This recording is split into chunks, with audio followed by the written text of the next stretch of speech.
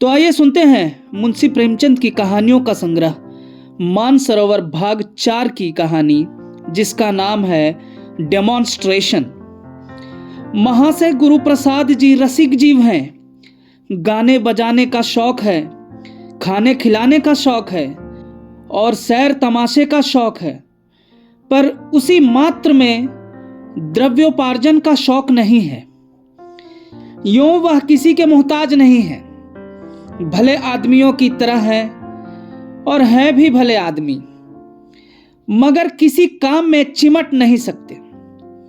गुण होकर भी उनमें लस नहीं है। वह कोई ऐसा काम उठाना चाहते हैं जिसमें चटपट कारों का खजाना मिल जाए और हमेशा के लिए बेफिक्र हो जाएं। बैंक से छमाही सूद चलाए, खाएं और मजे से पड़े रहें। किसी ने सलाह दी नाटक कंपनी खोलो, उनके दिल में भी बात जम गई। मित्रों को लिखा, मैं ड्रामेटिक कंपनी खोलने जा रहा हूं, आप लोग ड्रामे लिखना शुरू कीजिए। कंपनी का प्रॉस्पेक्टस बना। कई महीने उसकी खूब चर्चा रही। कई बड़े बड़े आदमियों ने हिस्से खरीदने के वादे किए, लेकिन हिस्से न बिके, न कंपनी खड़ी हुई। हाँ, इसी धुन में गुरु प्रसाद जी ने एक नाटक की रचना कर डाली और यह फिक्र हुई कि इसे किसी कंपनी को दिया जाए। लेकिन यह तो मालूम ही था कि कंपनी वाले एक ही घाघ होते हैं। फिर हर एक कंपनी में उसका एक नाटककार भी होता है। वह कब चाहेगा कि उसकी कंपनी में किसी बाहरी आदमी का प्रवेश हो। वह इस रचना में तरह तरह के ऐब निकालेगा और कंपनी के मालिक को भड़का देगा। इसलिए प्रबंध किया गया कि मालिकों पर नाटक का कुछ ऐसा प्रभाव जमा दिया जाए कि नाटककार महोदय की कुछ दाल न गल सके। 5 सज्जनों की एक कमेटी बनाई गई। उसमें सारा प्रोग्राम विस्तार के साथ तय किया गया और दूसरे दिन 5 सज्जन गुरु प्रसाद जी के साथ नाटक दिखाने चले। टांगे आ गए, हारमोनियम, तबला आदि सब उस पर रख दिए गए, क्योंकि नाटक का डेमोन्स्ट्रेशन करना निश्चित हुआ था। सहसा विनोद बिहारी ने कहा, यार, तांगे पर जाने में तो कुछ बदरोबी होगी। मालिक सोचेगा यह महाशय यों ही है। इस समय 10-5 रुपये का मुंह ना देखना चाहिए। मैं तो अंग्रेजों की विज्ञापनबाजी का कायल हूं कि रुपये में 15 आने उसमें लगाकर शेष 1 आने में रोजगार करते हैं। कहीं से 2 मोटरें मंगानी चाहिए। रसिक लाल बोले, लेकिन किराए की मोटरों से वह बात ना पैदा होगी जो आप चाहते हैं। किसी रईस से 2 मोटरें मांगनी चाहिए, मारिस हो या नए चाल की ऑस्टिन। बात सच्ची थी। भैंस से भीख मिलती है। विचार होने लगा कि किस रईस से याचना की जाए। अजी वह महाखुशट है। सवेरे उसका नाम ले लो तो दिन भर पानी ना मिले। अच्छा, सेठ जी के पास चलें तो कैसा? मुंह धो रखिए, उसकी मोटरें अफसरों के लिए रिजर्व हैं। अपने लड़के तक को वो कभी बैठने नहीं देता, आपको दिए देता है। तो फिर कपूर साहब के पास चलें, अभी उन्होंने नई मोटर ली है। अजी उसका नाम न लो, कोई ना कोई बहाना करेगा, ड्राइवर नहीं है, मरम्मत में है। गुरु प्रसाद ने अधीर होकर कहा, तुम लोगों ने तो व्यर्थ का बखेड़ा कर दिया। टांगों पर चलने में क्या हर्ज था? विनोद बिहारी ने कहा, आप तो घास खा गए हैं। नाटक लिख लेना दूसरी बात है और मुआमले को पटाना दूसरी बात है। रुपये पृष्ठ सुना देगा, अपना सा मुंह लेकर रह जाओगे। अमरनाथ ने कहा, मैं तो समझता हूं मोटर के लिए किसी राजा रईस की खुशामद करना बेकार है। तारीफ तो जब है कि पांव पांव चले और वहां ऐसा ऐसा रंग जमाए कि मोटर से भी ज्यादा शान रहे। विनोद बिहारी उछल पड़े। सब लोग पांव पांव चले। वहां पहुंचकर किस तरह बातें शुरू होंगी, किस तरह तारीफों के पुल बांधे जाएंगे, किस तरह डेमोन्स्ट्रेट साहब को खुश किया जाएगा, किस तरह ड्रामेटिस्ट साहब को खुश किया जाएगा, इस पर बहस होती जाती थी। हम लोग कंपनी के कैंप में कोई 2 बजे पहुंचे। वहां मालिक साहब, उनके एक्टर, नाटककार सब पहले ही से हमारा इंतजार कर रहे थे। पान, इलायची, सिगरेट मंगा लिए थे। ऊपर जाते ही रसिक लाल ने मालिक से कहा, क्षमा कीजिएगा, हमें आने में देर हुई। हम मोटर से नहीं, पांव पांव आए हैं। आज यही सलाह हुई कि प्रकृति की छटा का आनंद उठाते चले। गुरु प्रसाद जी तो प्रकृति के उपासक हैं। इनका बस होता तो आज चिमटा लिए या तो कहीं भीख मांगते होते या किसी पहाड़ी गांव में वट वृक्ष के नीचे बैठे पक्षियों का चहकना सुनते होते। विनोद ने रद्दा जमाया और आए भी तो सीधे रास्ते से नहीं, जाने कहां कहां का चक्कर लगाते, खाक छानते, पैरों में जैसे सनीचर है। अमर ने और रंग जमाया। पूरे सतयुगी आदमी हैं। नौकर चाकर तो मोटरों पर सवार होते हैं और आप गली गली मारे मारे फिरते हैं। जब और रईस मीठी नींद के मजे लेते होते हैं तो आप नदी के किनारे उषा का श्रृंगार देखते हैं। मस्त राम ने फरमाया, कवि होना मानो दीन दुनिया से मुक्त हो जाना है। गुलाब की एक पंखुड़ी लेकर उसमें ना जाने क्या घंटों देखा करते हैं। प्रकृति की उपासना ने ही यूरोप के बड़े बड़े कवियों को आसमान पर पहुंचा दिया है। यूरोप में होते तो आज इनके द्वार पर हाथी झूमता होता। एक दिन एक बालक को रोते देखकर आप रोने लगे। पूछता हूं, भाई क्यों रोते हो? तो और रोते हैं। मुंह से आवाज नहीं निकलती। बड़ी मुश्किल से आवाज निकली, विनोद जनाब, कवि का हृदय कोमल भावों का रेत है, मधुर संगीत का भंडार है, अनंत का आईना है। रसिक, क्या बात कही है आपने, अनंत का आईना है। वाह, कवि की सोहबत में आप भी कुछ कवि हुए जा रहे हैं। गुरु प्रसाद ने नम्रता से कहा, मैं कवि नहीं हूं और ना मुझे कवि होने का दावा है। आप लोग मुझे जबरदस्ती कवि बनाए देते हैं। कवि सतष्टता की वह अद्भुत रचना है जो पंचभूतों की जगह 9 रसों से बनती है। मस्त राम, आपका यही एक वाक्य है जिस पर सैकड़ों कविताएं न्यौछावर हैं। सुनी आपने रसिकलाल जी, कवि की महिमा याद कर लीजिए, रट डालिए। रसिकलाल, कहां तक याद करे भैया, यह तो सूक्तियों में बातें करते हैं। और नम्रता का यह हाल है कि अपने को कुछ समझते ही नहीं। महानता का यही लक्षण है, जिसने अपने को कुछ समझा वह गया। कंपनी के स्वामी से आप तो अब खुद ही सुनेंगे। इस ड्रामे में अपना हृदय निकाल कर रख दिया है। कवियों में जो एक प्रकार का अल्हड़पन होता है, उसकी आप में कहीं गंध भी नहीं। इस ड्रामे की सामग्री जमा करने के लिए आपने कुछ नहीं तो 1000 बड़े बड़े पोथों का अध्ययन किया होगा। वाजिद अली शाह को स्वार्थी इतिहास लेखकों ने कितना कलंकित किया है, आप लोग जानते ही हैं। उस लेख राशि को छांटकर उसमें से सत्य के तत्व खोज निकालना आप ही का काम था। विनोद, इसलिए हम और आप दोनों कलकत्ता गए और वहां कोई 6 महीने मटिया बुर्ज की खाक छानते रहे। वाजिद अली शाह की हस्तलिखित एक पुस्तक की तलाश की। उसमें उन्होंने खुद अपनी जीवन चर्चा लिखी है। एक बुढ़िया की पूजा की गई, तब कहीं जाके 6 महीने में किताब मिली। अमरनाथ पुस्तक नहीं, रत्न है। मस्तराम, उस वक्त तो उसकी दशा कोयले की थी। गुरु प्रसाद जी ने उस पर मोहर लगाकर अशरफी बना दिया। ड्रामा ऐसा चाहिए कि जो सुने दिल हाथों से थाम ले, एक एक वाक्य दिल में चुभ जाए। अमरनाथ संसार साहित्य के सभी नाटकों को आपने चाट डाला और नाट्य रचना पर सैकड़ों किताबें पढ़ डाली। विनोद, जभी तो चीज भी लासानी हुई है।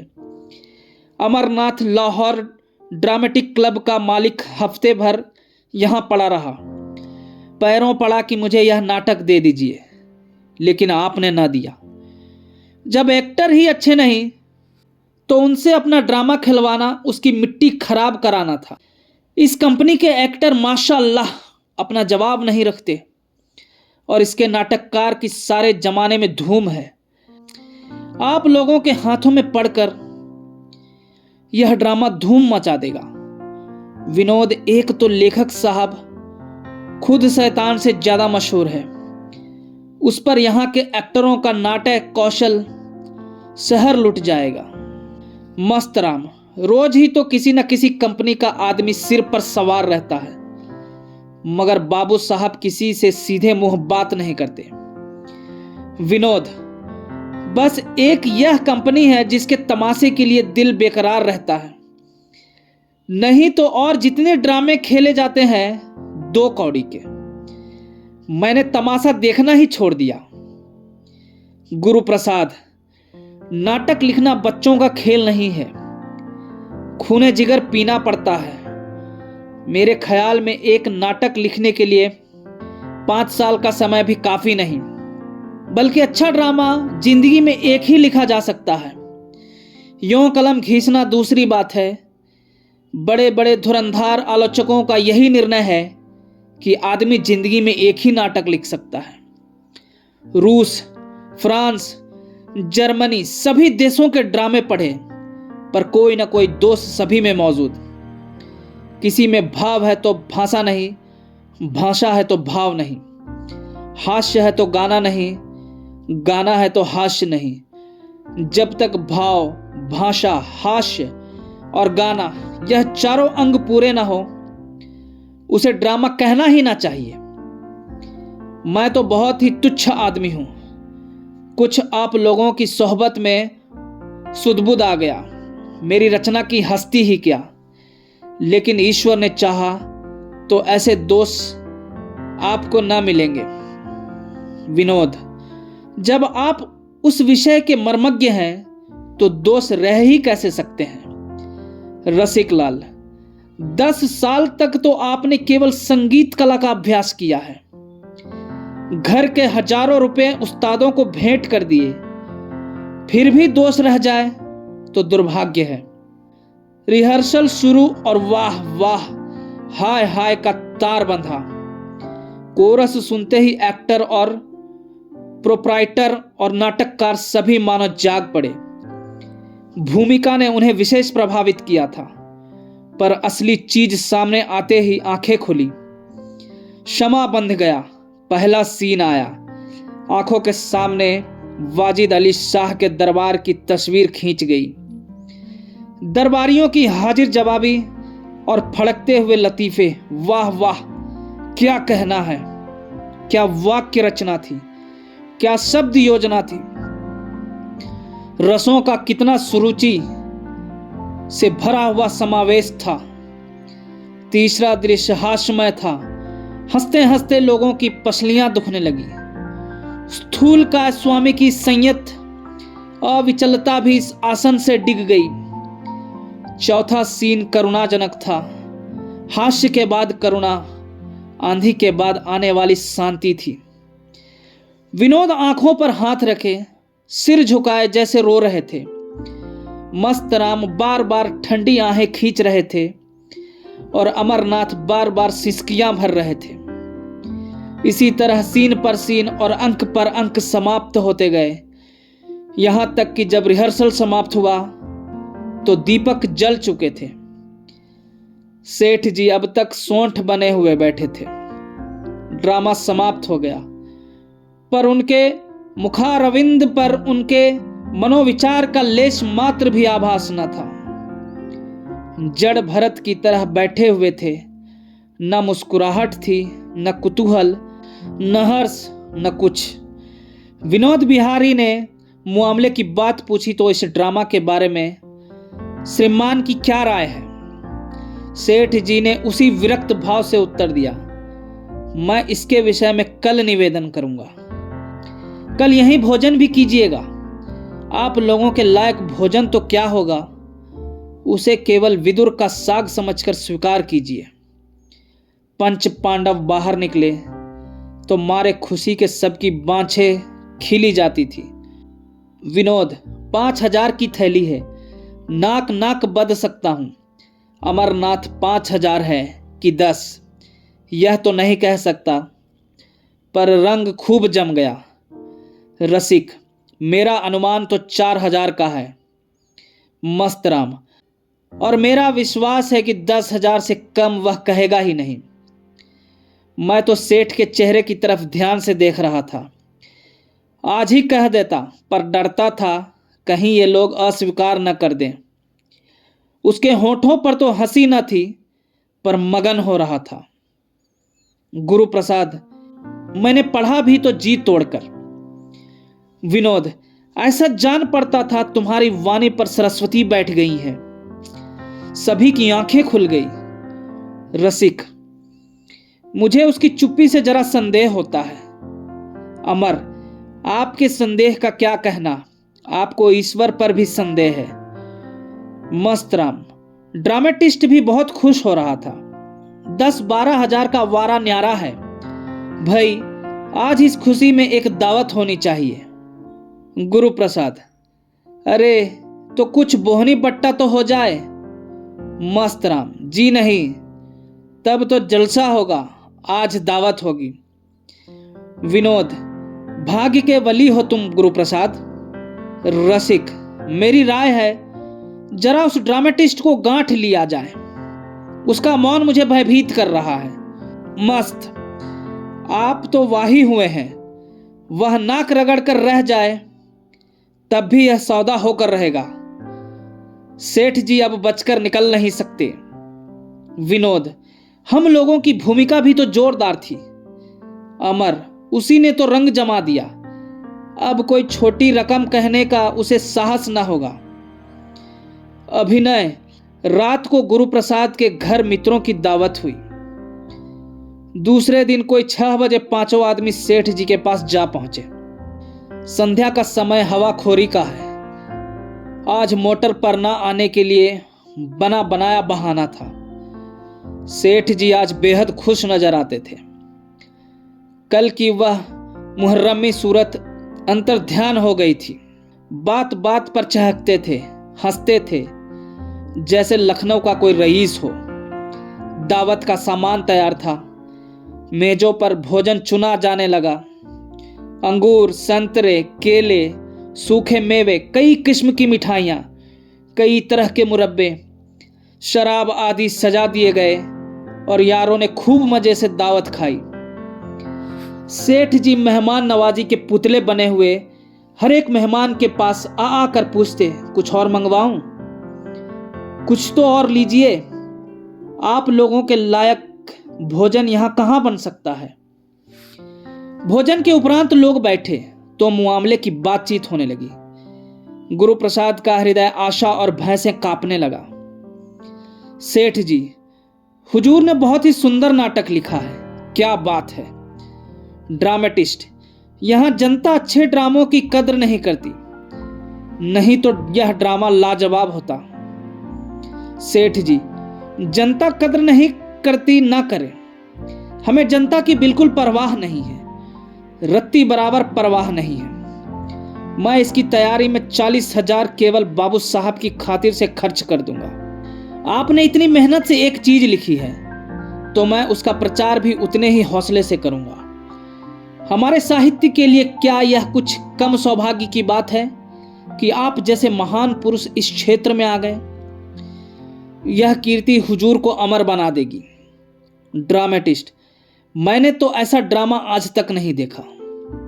लिखता मैं भी हूं और लोग भी लिखते हैं, लेकिन आपकी उड़ान को कोई क्या पहुंचेगा। कहीं कहीं तो आपने शेक्सपियर को भी मात कर दिया है। सेठ जी, तो जनाब, जो चीज दिल की उमंग से लिखी जाती है वह ऐसी ही अद्वितीय होती है। शेक्सपियर ने जो कुछ लिखा रुपए के लोभ से लिखा। हमारे दूसरे नाटककार भी धन ही के लिए लिखते हैं। उनमें वह बात कहां पैदा हो सकती है? गोसाई जी की रामायण क्यों अमर है? इसलिए कि वह भक्ति और प्रेम से प्रेरित होकर लिखी गई है। सादी की गुलिस्तां और बोस्तां होमर की रचनाएं इसलिए स्थायी है कि उन कवियों ने दिल की उमंग से लिखा। जो उमंग से लिखता है वह एक एक शब्द, एक एक वाक्य, एक एक उक्ति पर महीनों खर्च कर देता है। धनेच्छु को तो एक काम जल्दी से समाप्त करके दूसरा काम शुरू करने की फिक्र होती है। ड्रामेटिस्ट, आप बिल्कुल सत्य कह रहे हैं। हमारे साहित्य की अवनति केवल इसलिए हो रही है कि हम सब धन के लिए या नाम के लिए लिखते हैं। सेठ जी, सोचिए, आपने 10 साल केवल संगीत कला में खर्च कर दिए। लाखों रुपए कलावंतों और गायकों को दे डाले होंगे। कहां कहां से और कितने परिश्रम और खोज से इस नाटक की सामग्री एकत्रित की। ना जाने कितने राजों महाराजों को सुनाया। इस परिश्रम और लगन का पुरस्कार कौन दे सकता है? ड्रामेटिस्ट, मुमकिन ही नहीं। ऐसी रचनाओं के पुरस्कार की कल्पना करना ही उनका अनादर करना है। इनका पुरस्कार यदि कुछ है तो वह अपनी आत्मा का संतोष है। वह संतोष आपके एक एक शब्द से प्रकट होता है। सेठ जी, आपने बिल्कुल सत्य कहा कि ऐसी रचनाओं का पुरस्कार अपनी आत्मा का संतोष है। यश तो बहुधा ऐसी रचनाओं को मिल जाता है जो साहित्य के कलंक हैं। आपसे ड्रामा ले लीजिए और आज ही पाठ भी तकसीम कर दीजिए। 3 महीने के अंदर इसे खेल डालना होगा। मेज पर ड्रामे की हस्तलिपि पड़ी हुई थी। ड्रामेटिस्ट ने उसे उठा लिया। गुरुप्रसाद ने दीन नेत्रों से विनोद की ओर देखा। विनोद ने अमर की ओर, अमर ने रसिक की ओर, पर शब्द किसी के मुंह से ना निकला। सेठ जी ने मानो सभी के मुंह सी दिए हों। ड्रामेटिस्ट साहब किताब लेकर चल दिए। सेठ जी ने मुस्कुराकर कहा, हुजूर को थोड़ी सी तकलीफ और करनी होगी। ड्रामा का रिहर्सल शुरू हो जाएगा तो आपको थोड़े दिनों कंपनी के साथ रहने का कष्ट उठाना पड़ेगा। हमारे एक्टर अधिकांश गुजराती हैं। वह हिंदी भाषा के शब्दों का शुद्ध उच्चारण नहीं कर सकते। कहीं कहीं शब्दों पर अनावश्यक जोर देते हैं। आपकी निगरानी से यह सारी बुराइयां दूर हो जाएंगी। एक्टरों ने यदि पाठ अच्छा न किया तो आपके सारे परिश्रम पर पानी पड़ जाएगा। यह कहते हुए उन्होंने लड़के को आवाज दी, बॉय, आप लोगों के लिए सिगार लाओ। सिगार आ गया। सेठ जी उठ खड़े हुए। यह मित्र मंडली के लिए विदाई की सूचना थी। 5 सज्जन भी उठे। सेठ जी आगे आगे द्वार तक आए। फिर सबसे हाथ मिलाते हुए कहा, आज इस गरीब कंपनी का तमाशा देख लीजिए। फिर यह संयोग ना जाने कब प्राप्त हो। गुरुप्रसाद ने मानो किसी कब्र के नीचे से कहा, हो सका तो आ जाऊंगा। सड़क पर आकर 5 मित्र खड़े होकर एक दूसरे का मुंह ताकने लगे। तब 5 ही जोर से कहकहा मारकर हंस पड़े। विनोद ने कहा, यह हम सबका गुरु घंटाल निकला। अमर साफ आंखों में धूल झोंक दी। रसिक, मैं उसकी चुप्पी देखकर पहले ही डर रहा था कि यह कोई पल्ले सिरे का घाघ है। मस्त, मान गया इसकी खोपड़ी को। यह चपत उम्र भर ना भूलेगी। गुरुप्रसाद इस आलोचना में शरीक न हुए। वह इस तरह सिर झुकाए चले जा रहे थे मानो अभी तक वह स्थिति को समझ ही ना पाए हों। धन्यवाद।